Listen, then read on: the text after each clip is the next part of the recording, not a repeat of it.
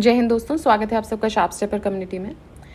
तो we'll discuss today with the political parties. अब नया चैप्टर डिस्कस करेंगे आज, और बायोलॉजी भी हम डिस्कस कर रहे हैं साथ साथ, तो वो भी आप प्लेलिस्ट चेक कीजिएगा। इसके अलावा 4 कंप्लीट प्लेलिस्ट अवेलेबल हैं आपके लिए, हिस्ट्री, इकोनॉमिक्स, इकोलॉजी और जोग्राफी, तो वो आप देख सकते हैं। सो इसके साथ ही जैसे ही ये दोनों प्लेलिस्ट भी हमारी रनिंग कंप्लीट होंगी तो the whole static portion of Ghatnachakra would be completed.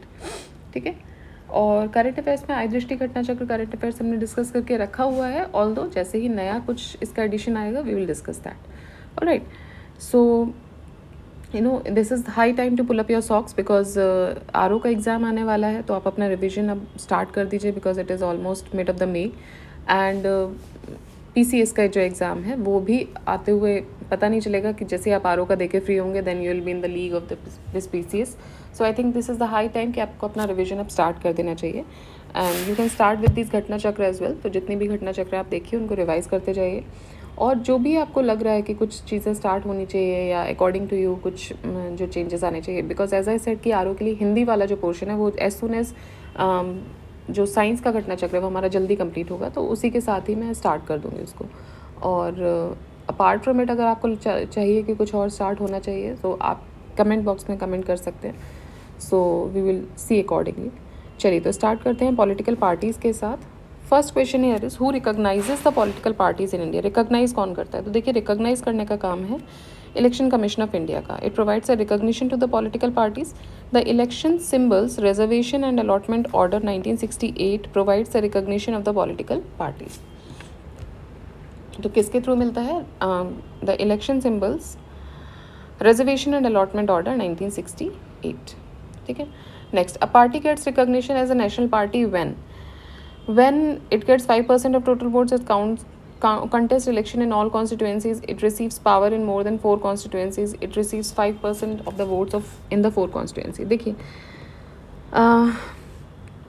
3 conditions होती हैं, अगर उनमें से कोई भी कंडीशन अगर वो पार्टी फुलफिल कर लेती है तो वो रिकॉग्नाइज की जाती है पॉलिटिकल नेशनल पॉलिटिकल पार्टी के तौर पे। What are the 3 conditions? The first condition is if the party wins 2% of seats in Lok Sabha from at least 3 different states. ठीक है, 3 डिफरेंट स्टेट से 2% of the seats in Lok Sabha उसने जीती हो, at least 11 seats from the 3 different states. और second condition हो सकती है अगर ये अदरवाइज इन लोकसभा और legislative assembly the party secure 6% of total valid votes. Lok Sabha में और लेजिस्लेटिव असेंबली में पार्टी ने 6% of total valid vote secure किए हों, and it wins at least 4 seats in the house of the people. ठीक है। नेक्स्ट, या फिर or a party has got recognition as a state party in at least 4 or more states. 4 या 4 से अधिक states में उस पार्टी को स्टेट पार्टी के तौर पे रिकॉग्निशन मिला हो। तो any of these if are fulfilled then a party would be called as a national party. ठीक है। Next, to be recognized as national party in India party must have secured at least how much percentage of votes in the previous election. तो देखिए 6%, 4% of valid votes in 4 or more states. ठीक है, 4 or more states में recognition मिला हो state party के तौर पे। 10% ऑफ वैलिड वोट्स इन, ये भी गलत है। 15% ऑफ वैलिड वोट्स, 6%। देखिए, आपने देखा है कि ये 3 क्राइटेरिया है। अब ये 3 क्राइटेरिया जहाँ आ रहे हैं इनमें से कोई भी अगर फुलफिल हो रहा है तो फिर नेशनल पार्टी का रिकॉग्निशन मिलता है। ठीक, so you have to see this. A political party can be recognized as a political party if it has a state party status in at least 4 states. Next, a political party is recognized as a regional party. Regional party कब recognize होगी? If it gets 8% votes in the state, either in Lok Sabha or the assembly election.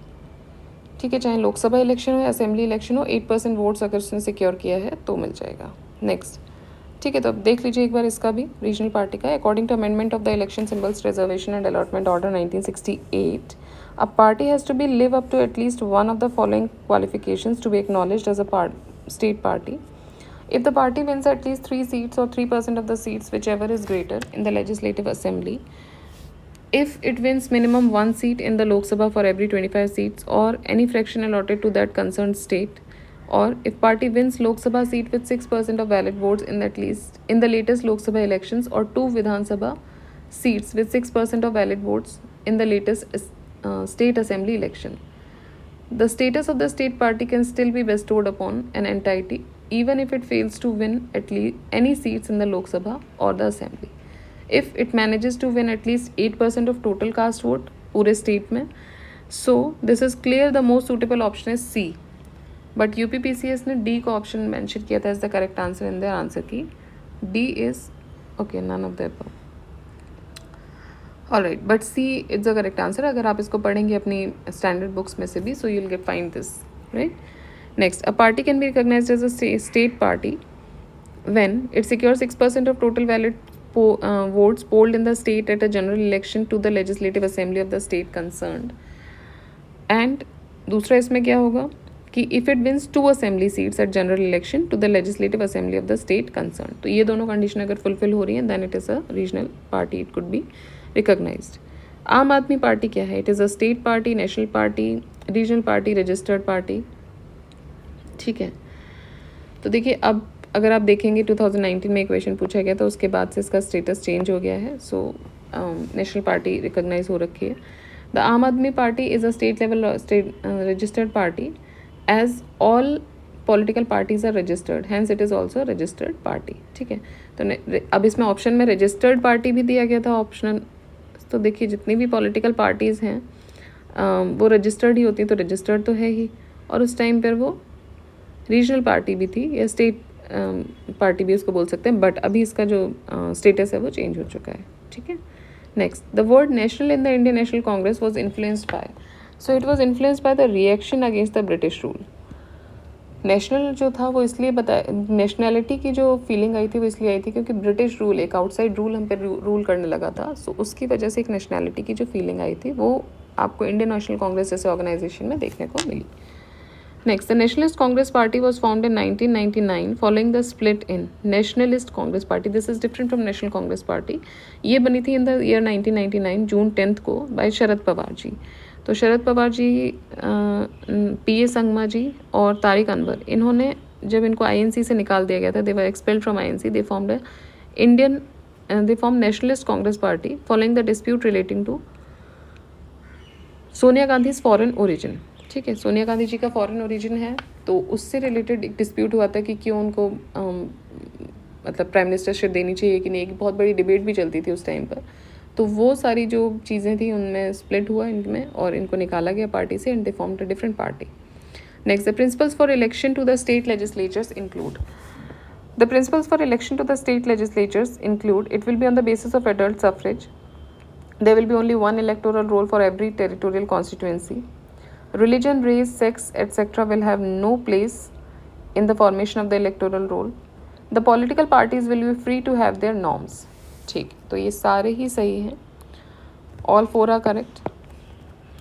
ठीक है, according to the Constitution 61st Constitutional Amendment 1989, all the adults of 18 years of age and above have the right to vote, and there is no distinction on the basis of religion, race, sex, etc. There will be only one electoral list for each region, and political parties can establish their own norms. Alright. Next, which of the following political parties is or are national political parties?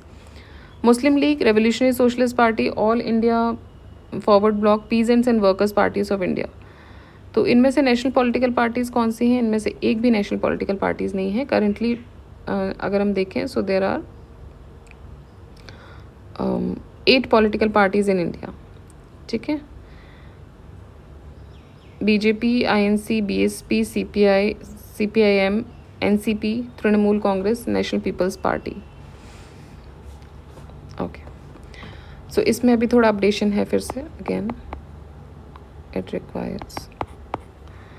After the formation of Bharatiya Janata Party, who became its first president. Bharatiya Janata party के first president बने थे अटल बिहारी वाजपेयी जी. ठीक है, so Atal Bihari Vajpayee became the first president of Bharatiya Janata Party in 1980. Shyama Prasad Mukherjee 1901-1953 was the founder of Bharatiya Jansangh, and the BJP is the successor of Bharatiya Jansangh only. Next, which of the following is a regional party? Congress, CPI, BJP, Akali Dal. तो अकाली दल जो है वो regional party है. Next, which of the following parties is not a national party? So Telugu Desam is not a national party. ठीक है, Telugu Desam national party नहीं है. It is a regional party of Andhra Pradesh. Which of the following has been recognized as national party in 2016? 2016 में तृणमूल कांग्रेस को national party recognise किया गया था, all India Trinamool Congress. Currently India में 8 recognize political national parties. Okay, who was the founder of independent labour party? Independent labour party के founder थे Shri B R Ambedkar ji. He was an Indian political. It was an Indian political organization formed under the leadership of Dr. B.R. Ambedkar in August 1936. Which of the following parties were formed by Dr. B.R. Ambedkar? The Peasants and the Workers' Party of India, All India Scheduled Caste Federation, Independent Labour Party. तो देखिए, Peasants and Workers' Party of India ये तो नहीं थी, but All India Scheduled Federation, Independent Labour Party, these were the parties founded by Shri Bhimrao Ambedkar ji. He founded Samta Sainik Dal, Independent Labour Party in 1936, Scheduled Caste Federation 1942, Depressed Class Federation 1930. Peasants and the Workers' Party of India was founded in 1947 in Maharashtra, and it was a Marxist political party, while the Workers and the Peasants Party was founded on November 1, 1925 by Qazi Nazrul Islam, Hemant Sarkar, Shamsuddin Hussain, Kutubuddin Ahmad. It was not founded by Dr. Ambedkar. It worked under the INC during 1925 to 29. Alright. Next, political parties and year of formation. तो देखिए, these are data driven questions. अगर आपको याद हैं तो कुछ चीज़ें तो याद होती हैं, जैसे कि CPI का फॉर्मेशन याद रहता है generally, because we read it in history. So it is 1920. Then CPM was formed in 1964. AIDMK 1972. Telugu Desam 1982. The Communist Party of India was established on 17th October 1920 और ये बनी थी ताशकंद में. In India CPI 1925 में बना था in Kanpur. And as per the given option, correct option A हो जाएगा.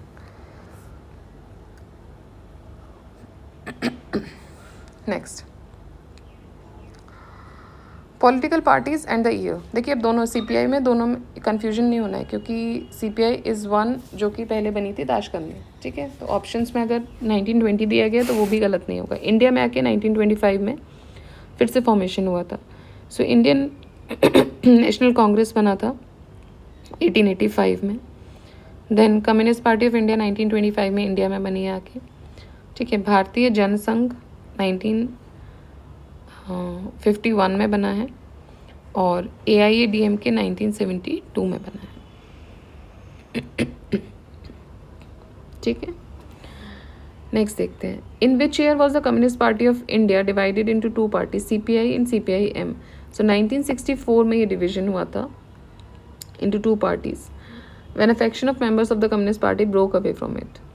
Which of the following, and it is the same year when Pandit Nehru died, 1964. Which of the following parties were not a part of the United Front which was in power during 1996-97? So it was not a party of United Front की बात है. Bahujan Samaj party, Haryana Vikas party and Samata party ये नहीं थे. ठीक है. Given below is a vote percentage secured by political parties in 3 consecutive elections to the Lok Sabha. Now look, these questions would not come. अभी ऐसे questions देखने को नहीं मिलते हैं. So simple है, अगर आप एक बार देख लीजिए, बट इतना ज़्यादा क्वेश्चन का जो इम्टेशंस है वो अब नहीं रहेंगी. ठीक है. So party which secured this percentage of votes were 1984 में 7.4, 1989 में 11.4, 1991 में 22.4. ठीक है, ये पार्टी कौन सी थी? तो ये पार्टी थी Bharatiya Janata Party. Next, assertion reasoning question है. The coalition government led by Bharatiya Janata Party contain some policy guidance in the national agenda, some promises and few guiding principles for its governance. Reason ये है, it discusses a lot of things in detail. ठीक है. So which of the following is the correct in context to above statement? तो देखिए, दोनों ही सही है, but it is not the correct explanation of it, because coalition government जो होती है it may contain many parties. As a result government has taken care of feelings of the all India parties included in the government. So reason and assertion दोनों ही सही है, but it is not a correct explanation. Next, in which of the following state a regional party is not in power? Kerala में नहीं है. The government of by Congress और Communist party of India has been formed alternatively and both of these parties are national parties under Jammu and Kashmir Reorganisation Act 2019. The then Jammu and Kashmir has been divided into 2 union territories, namely Jammu Kashmir and Ladakh. So at present Jammu Kashmir is not a state. ठीक है. Next, given below are 2 statements, one labeled as assertion, another as reason. Assertion says that in India the political parties which formed the governments represented the majority of seats secured in the election to the houses of the people at the center and the legislative assemblies in the state, but not the majority of votes. Reason है, the result of election based on the majority vote system is decided on the basis of relative majority of votes secured. ठीक है, so दोनों ही सही है and it is explaining also because India में majority जो है it does not depend upon the majority of votes but on the majority of seats. So election of winning candidates depending upon the relative majority of votes, not on the majority of total majority of votes. ठीक है, so this was all from now. We'll see the other questions in the next video. Till then, keep revising, keep studying. Do like the video, share the video and subscribe the channel.